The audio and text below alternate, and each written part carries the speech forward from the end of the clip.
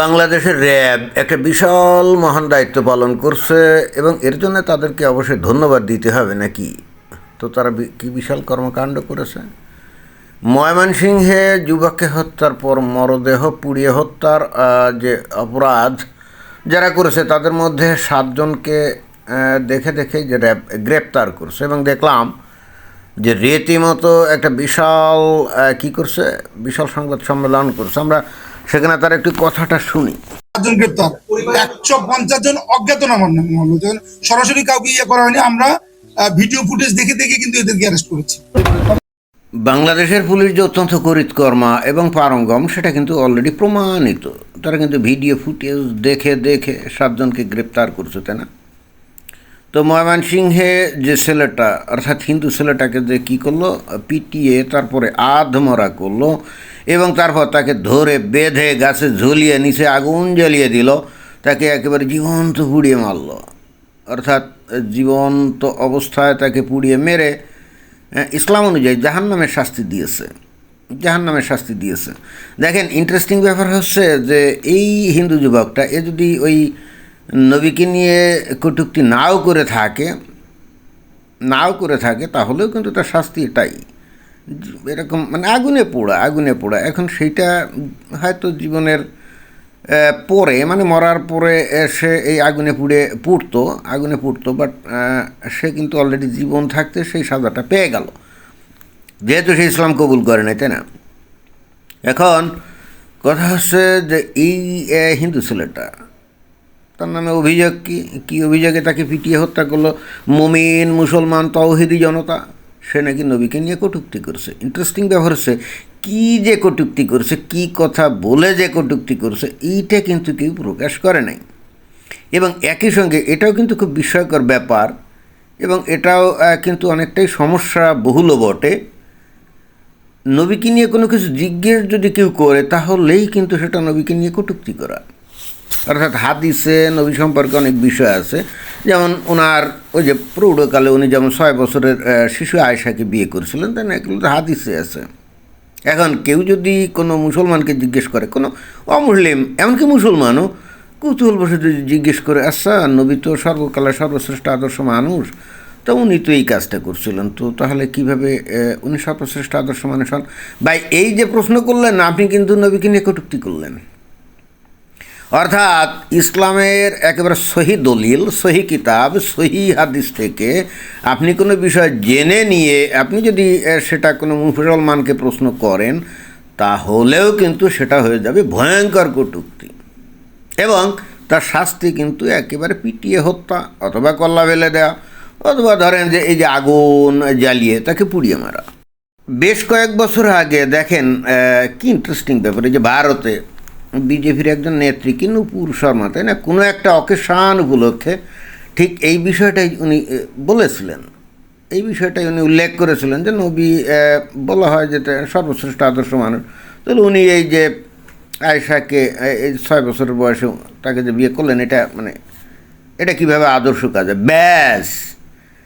ব্যাস গোটা ভারতের মুসলমান সমস্ত বটেই এবং বাংলাদেশ, তারপরে পাকিস্তান ইত্যাদি জায়গায়। এবং ইন্টারেস্টিং ব্যাপার হচ্ছে ভারতের যে সমস্ত সাংসদ আছে, রাজনীতিবিদ আছে, তারাও কিন্তু নূপুর শর্মার বিরুদ্ধে একেবারে কেঁপে গেল। এবং আমি কিন্তু খুব বিস্ময়করভাবে একটা জিনিস খেয়াল করলাম, তখন এই যে বিজেপির লোকজন আছে না, তাদের হিন্দুত্ববাদী অনেক নেতা টেতা আছে, তারা কিন্তু কেউ এগিয়ে এসে কখনো বলে নাই যে এই নূপুর শর্মা ভুল কি কথাটা বললো, এটা তো ইসলামের কিতাবে আছে, মুসলমানদের ধর্মীয় কিতাবে আছে। তো সেইটাই উনি উল্লেখ করে জিজ্ঞেস করছেন যে এটা কেমন, তো এটা কীভাবে কটূক্তি হয়। একটা লোক সাহস করে বলে না, বুঝছেন? অথচ দেখবেন এই যে বাংলাদেশে এখন এই যে ছেলেটাকে এই যে পিটিয়ে তারপরে এই যে আগুন দিয়ে পুড়িয়ে মারলো, ভারতের লোকজন দেখবেন যে কত রকমভাবে এই মানে উত্তেজনাপূর্ণ কথাবার্তা বলছে। আরে ভাই, তোমাদের নিজেদের দেশেই যখন তোমরা একেবারে ইসলামের খাঁটি কথা তোমাদের লোকজনই বলে, তোমাদের নেতারা বলে, তো তখন তোমরা কোথায় যাও? কই, আমরা তো দেখি না যে তোমরা নিজেরাই তাকে ডিফেন্ড করো। এবং দেখেন যে কটূক্তি মানে কি, কটূক্তি মানে হচ্ছে একজন ব্যক্তিকে মনে করেন যে নানা রকমের যে গালিগালাজ আছে না, যেমন শুয়োরের বাচ্চা, কুত্তার বাচ্চা, তারপরে এই ধরনের আসে না, খানকির পোলাটোলা, এরকম কি জানি গালি আছে না, ভাই এইগুলো বলা হলো কটূক্তি বা এইগুলো বলা হলো অশ্লীল গালিগালাজ করে, তাই না? ইন্টারেস্টিং ব্যাপার হচ্ছে নবীকে নিয়ে কিন্তু কেউ কখনো এই ধরনের আজে বাজে গালিগালাজ করে না, কখনোই না। আমি অন্তত কখনো শুনি নাই, আমি শুনি না, বাস্তবে কখনোই শুনি নাই। এবং আপনারা দেখবেন যে এই যে অনলাইনে তাও কিন্তু কেউ কিন্তু এভাবে তাকে কখনোই কিন্তু অশ্লীলভাবে কোনো কথা বলে না। তার সম্পর্কে যে সমস্ত বিষয় উল্লেখ করে মানুষ, দেখবেন যে সবই হয় কোরআনে অথবা হাদিসে আছে। যেমন ওনার যে একটা বাচ্চা ছিল, তাই না, মানে একটা ছেলে ইব্রাহিম নামে ছিল, 18 মাস বয়সে এই ইব্রাহিম নামক ছেলেটা কিন্তু মারা যায়। এটি জন্মগ্রহণ করেছিল কার গর্ভে? দাসী মারিয়া কিপ্তিয়ার গর্ভে। এই মারিয়া কিপ্তিয়াকে এই নবীকে উপহার দিয়েছিল মিশরের একজন শাসক। দুইজন দাসী উপহার দিয়েছিল, তারা সহোদর বোন ছিল। একজন হলো দাসী মারিয়া আর একজন হলো শিরিন। এই শিরিনকে নবী অন্য একজন সাহাবীকে দিয়ে দেন, কিন্তু দাসী মারিয়াকে উনি নিজের কাছে রাখেন।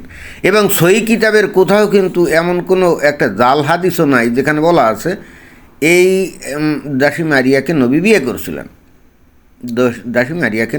করেছিলেন, এটা নাই, কিন্তু কেউ দেখাতে পারবে না। এমন কোনো দুর্বল হাদিসও নাই, জাল হাদিসও নাই। তাহলে এখন যে কোনো অমুসলিম জিজ্ঞেস করতেই পারে যে তাহলে তো ইসলামে দাসী প্রথা হালাল, এবং দাসীর সাথে তাহলে মানে আনন্দ ফুর্তি করাটাও বিয়ে ছাড়া, তাই না? এটা তাহলে ইসলামে হালাল। এই রকম যদি কেউ বলে উল্লেখ করে, তাহলে ভাই আপনি কিন্তু ভয়ঙ্কর রকমভাবে আপনি ইসলামের অবমাননা করলেন, নবীকে নিয়ে আপনি কটূক্তি করলেন, এবং আপনার শাস্তি কিন্তু কল্লাকাটা। আর মুমিন মুসলমান যদি আপনাকে হাতের কাছে পায়, পিটিয়ে একেবারে আপনাকে হাড্ডি গুড্ডি গোল করে তারপরে দরকারে আপনাকে পুড়িয়ে মারবে। তো বাংলাদেশে খালি যে বর্তমানে যে পরিস্থিতি, এই পরিস্থিতি সাপেক্ষে যে ধরনের ঘটনা ঘটছে তা কিন্তু না। অনেকে হয়তো মনে করতে পারে যে বর্তমানে অন্তর্বর্তীকালীন সরকারের সময় যে বাংলাদেশে যে চরম বিশৃঙ্খলা চলছে, কোনো আইনের শাসন নাই, মব তন্ত্র হচ্ছে বাংলাদেশের এখন বিচার তন্ত্র।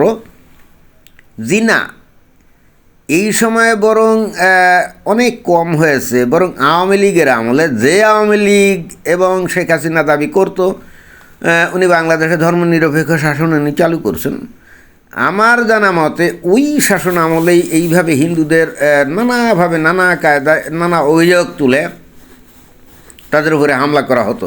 শিক্ষকরা ক্লাসে মনে করেন যে বিবর্তনবাদ পড়াচ্ছে, বিজ্ঞানের বিষয় ব্যাস, অল্প বয়স্য পোলাপান শিক্ষকেরা তো সন্তান তুলল, তারা খেপে গিয়ে সেই শিক্ষককে জুতার মালা দিয়েছে, মাথায় থাপ্পড়, মুখে থাপ্পড় মেরেছে, এবং তারপরে আবার সদম্বে বলছে আমি একটা থাপ্পড় মারছি অমুক স্যারকে। হ্যাঁ, এটা বলছে। এটা কিন্তু শেখ হাসিনার আমলে, আওয়ামী লীগের আমলেই। আসলে এটাই, এমন না যে এটা নতুন কোনো ঘটনা। এখানে হিন্দুদের ব্যর্থতা কি জানেন? হিন্দুদের ব্যর্থতাটা হচ্ছে মানে ব্যাপক। হিন্দুদের ব্যর্থতাটা হচ্ছে তারা ইসলামকে সঠিকভাবে প্রথমত জানে না, হ্যাঁ, এবং সেই হেতু তারা কিন্তু ওই যে মুসলমানদের নানা কথায় নানাভাবে তারা ভুল বোঝে। এবং যখন ইসলাম অবমাননা বা নবীর অবমাননার বিষয়গুলো আসে, দেখবেন যে অধিকাংশ ক্ষেত্রে আমার কাছে 99% ক্ষেত্রে দেখি যে নবীকে নিয়ে যদি কেউ কোনো কিছু বলে, সেটা কিন্তু হয় কোরআনে অথবা হাদিসে অথবা তাফসিরে অথবা সিরাতে কোনো না কোনো জায়গায় ওই বর্ণনাগুলো আসে। যেহেতু হিন্দুরা এগুলো পড়াশুনো করে না, আদৌ এগুলো জানে না, তারা কখনো কারো পক্ষে কিন্তু ডিফেন্স করে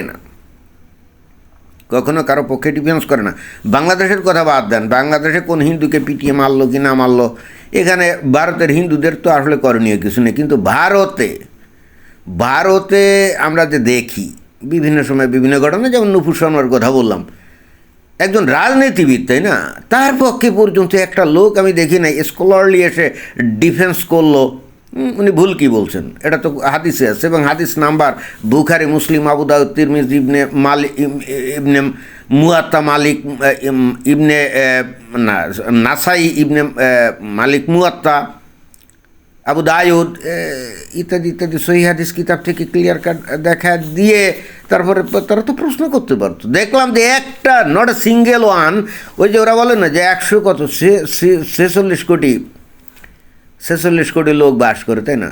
তো তার মধ্যে মনে করেন 125 কোটি হিন্দু না, নট এ সিঙ্গেল ওয়ান এই হাদিসের বাণীটাকে বের করে এনে কখনো বলে নাই যে নুপুর শর্মা ভুল কি বলছে।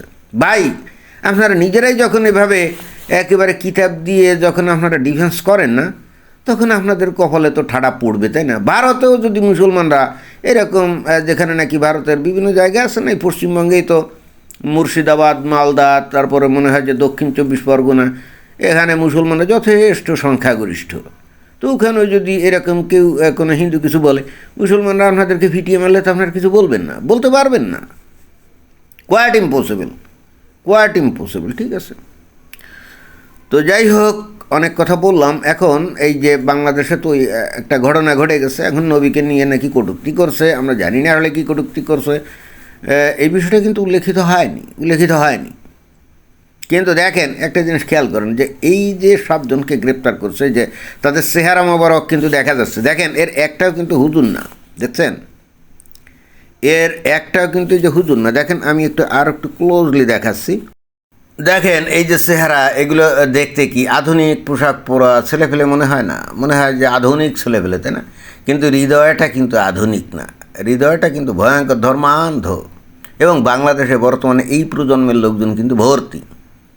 দেখবেন যে স্মার্ট মোবাইল ফোন নিয়ে ফেসবুক চালাচ্ছে, ইউটিউব দেখছে, দেখবেন যে গানও শোনে, কিন্তু এমন ধর্মান্ধ, মানে এক পিকুলিয়ার প্রজন্ম। বাংলাদেশের মানুষগুলো এক পিকুলিয়ার পজিশনে চলে গেছে। এরা প্রতিনিয়ত দেখবেন যে হারাম কাজ করবে, ইসলামী লাইনেই নেই, অথচ তাদের ইসলাম সম্পর্কে 100% বিশ্বাস। Islam is the ultimate truth and Islam is the only solution for the whole human kind. এই ব্যাপারে তাদের কিন্তু কোনো সন্দেহ নাই। এবং এরা এতটাই ধর্মান্ধ যে নবী এর সম্পর্কে আদৌ কেউ কটূক্তি করলো কি করলো না, এতে কিছু যায় আসে না। কেউ জাস্ট একটু যদি প্রচার করে দেয় যে অমুকে কটূক্তি করছে, এরা কিন্তু এটার প্রমাণ খুঁজতে যাবে না, এরা কিন্তু সেই লোককে জিজ্ঞেস করতে যাবে না, বা কোথায় এই কাজ করছে বা কাকে করছে, কোনো জিজ্ঞাসাবাদ কিছুই করতে যাবে না। এদের মাথায় পুরা মানে রক্ত উঠে যাবে, এদের কোনো হিতাহিত জ্ঞান থাকবে না। সাথে সাথে হাতে চাপাতি পেলে চাপাতি, লাঠি পেলে লাঠি নিয়ে ঝাঁপিয়ে পড়বে। ভয়ঙ্কর ফ্যানাটিক, তাই না? দেখতে আধুনিক, বাট ভিতরটা ফ্যানাটিসিজমে ভর্তি, ফুল অফ ফ্যানাটিসিজম। এই প্রজন্ম এখন বাংলাদেশে দাবড়ে বেড়াচ্ছে, এবং সত্য কথা বলতে কি, সবসময় দাবড়ে বেড়াতো ধর্মের ব্যাপারে, বাংলাদেশে সবসময় দাবড়ে বেড়াতো। ওই মাঝে মাঝে যখন ঘটনা ঘটে তখন এটা বুঝতে পারে। অনেক ঘটনা মনে করেন যে প্রকাশিত হয় না, আর অনেক ঘটনা এমন এক্সট্রিম পর্যায়ে চলে যায়, তখন হয়তো সেটা প্রকাশিত হয়, ব্যাস। যাই হোক, এখন পুলিশ বা এই কী র্যাব তাদেরকে ধরছে। দুঃখজনক বিষয় কি জানেন, ধরছে এইটা খুব সাড়ম্বরে প্রচার করছে, তাই না? দেখবেন যে এদের বিচারে কোনো শাস্তি হবে না, কিছুদিন হাজতে টাজতে থাকবে, এরপর এদের জামিন হয়ে যাবে, বুঝছেন? এবং দেখবেন যে একটা পর্যায়ে এদের কেস খারিজ হয়ে যাবে। কারণ যে লোকগুলা বিচার করবে, আরে ভাই, সেও তো মুমিন মুসলমান, তাই না? সে যখন দেখবে যে কেসটা হলো একজন মানে হিন্দু, যে নাকি মুশরিক, নবীকে নিয়ে নাকি মানে কটূক্তি করছে, যে বিচারক সে মুসলমান না, তো তারও তো রক্ত গরম হয়ে যাবে, তাই না? সেও কিন্তু অত খুঁজতে যাবে না। এবং এই পুলিশ তারাও অত বেশি ইনভেস্টিগেশন করে আসলেই ওই ছেলেটা নিরাপদ এত কিছু খুঁজতে যাবে না, কারণ সেও তো মুমিন মুসলমান।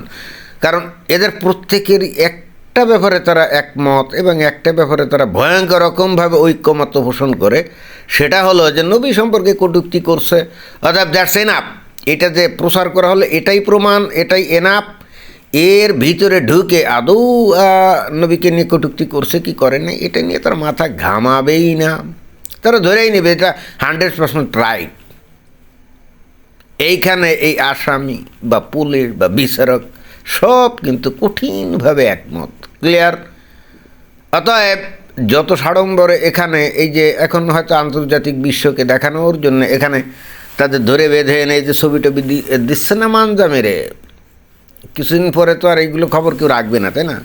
দেখবেন যে 2-3 মাসও যাবে না, এরা সব জামিনে বের হয়ে আসবে এবং 2-3 বছর হয়তো বা 2-6 মাস কেস চলবে এবং এরা বেকসুর খালাস হয়ে যাবে। এদের এগেনস্টে কোনো সাক্ষী পাওয়া যাবে না, কিছুই পাওয়া যাবে না। অর্থাৎ ওই ছেলেটা, হিন্দু ছেলেটা যে আসলেই কটূক্তি করছিল সেটাই এস্টাবলিশ হবে এবং এটাই কিন্তু বাংলাদেশের বাস্তবতা।